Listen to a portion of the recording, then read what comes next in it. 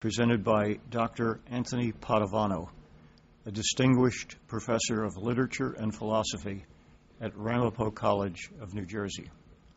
Professor Padovano received his Bachelor of Arts degrees at Seton Hall University, an MA at New York University, and another at the University of St. Thomas in Rome.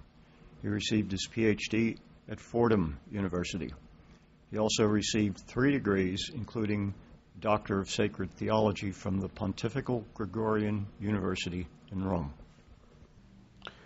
When we began the American Catholic Council, our intention was not only to show how we are truly American, but also how we are also simultaneously Catholic. And so both elements are necessary to understand the American Catholic Council.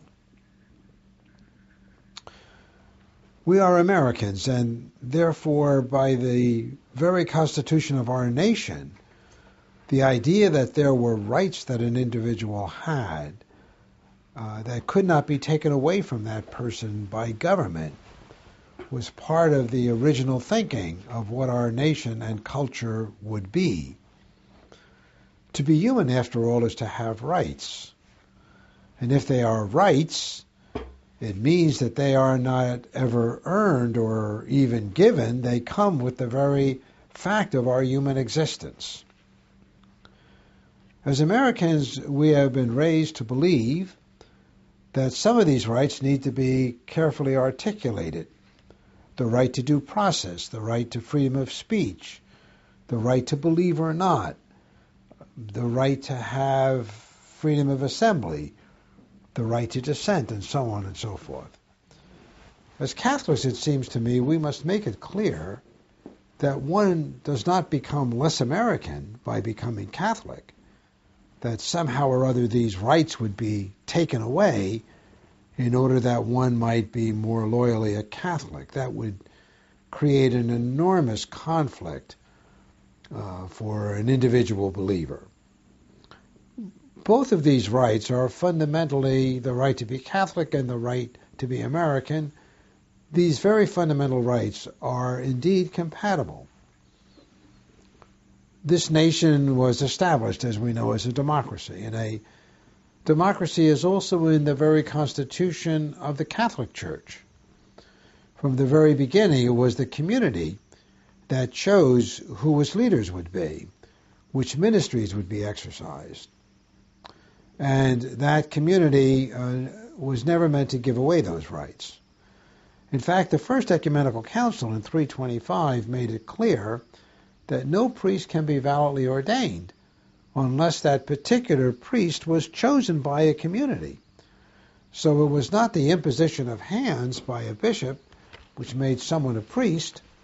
That was part of the process. But prior to that, and more fundamental than that, was the fact that the community actually selected this person before the imposition of hands. Now, rights, we know, are not absolute. They cannot be exercised if they lead to the exploitation of others. And so, as we formulated the American Catholic Council, we reflected considerably on the notion of having both rights and responsibilities.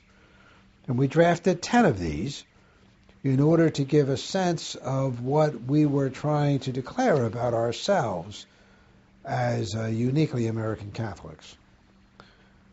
We can't believe that a community, as the Christian community is, whose charter was the Beatitudes, whose constitution was the gospel or the good news, and whose credential was that we love one another, we cannot believe that a community structured along these lines would have difficulty with the fundamental notion of human and American rights. And so with all of this in mind, we tried to bring about a series of 10 statements, which I will read briefly and comment on as we go through them. The first Bill of Rights and Responsibilities reads that the integrity of every Catholic and the right of conscience must be respected. It's hard to believe that we would ask people to surrender their conscience in order to become a Catholic. And in fact, the Second Vatican Council made it quite clear that this would be a violation of the very integrity and dignity of the individual. The second right was that every Catholic, by virtue of baptism, has the right to a truly Christian community, to pastoral leadership that values the individual believer, and to the Eucharist, which is a sacramental celebration of God's love and presence. As you can see, baptism is going to emerge as the fundamental sacrament of equality that binds us together into community and that gives us a foundation for the rights about which we are speaking. The third Bill of Rights and Responsibilities says, every Catholic has the right to be considered for ministerial leadership of the community and to be selected for the position if the choice of the community and the charisms of the candidate lead in that direction. So we are saying that you have a right to be considered, everyone, for any position of ministerial leadership, but that obviously the choice of the community and your capacity to exercise that ministry or your charism must be taken into account.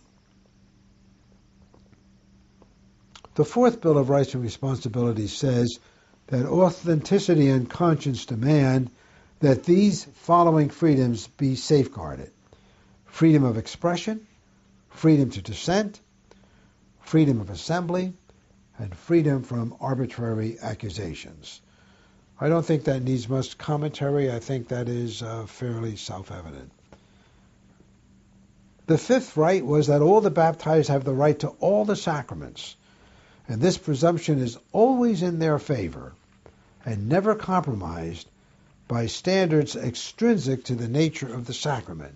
So, if someone is going to be denied a sacrament, it cannot be because something outside the very dynamic of this sacrament is being utilized to exclude you from it. A clear example might be that gender would make it impossible for you to be ordained. A sixth right is that all the baptized have the right to their reputation and integrity and the right to resist institutional church policies which seek to annul these. No human community can function.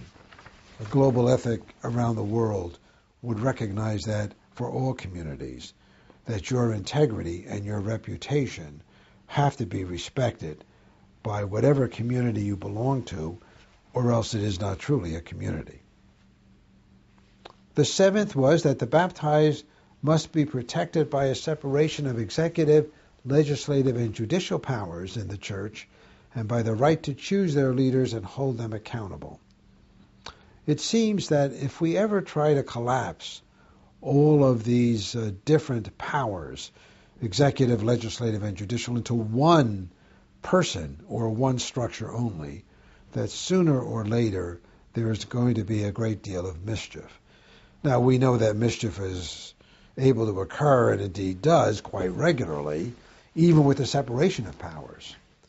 But we don't have any better structural stratagem than separating these powers, which enables us to guarantee that the violation of authority would be kept to a minimum.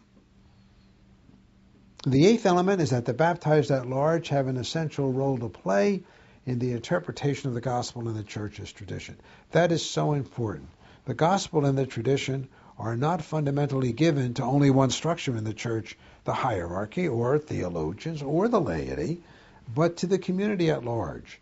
And therefore it is the responsibility of that community to find a way for those different voices to be heard. As Cardinal Newman said so well, the church would look very strange if you remove the laity from it.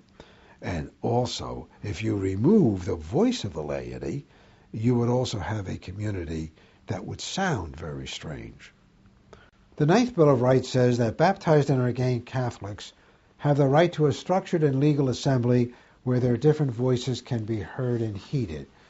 What this means is that there should be structures in the different regions of the church where baptized and ordained, even without the permission or approval of the bishop, who also deserves a voice, by the way, but the baptized and ordained have the right to gather together into a structured and legal assembly that is able to deliberate on the different issues that lie before the church, collaborating together in a collegial fashion without, as I said, excluding totally the voice of the bishop, but not in the way in which we find that voice exercised today in the church, namely where the bishop has a dominating role to play.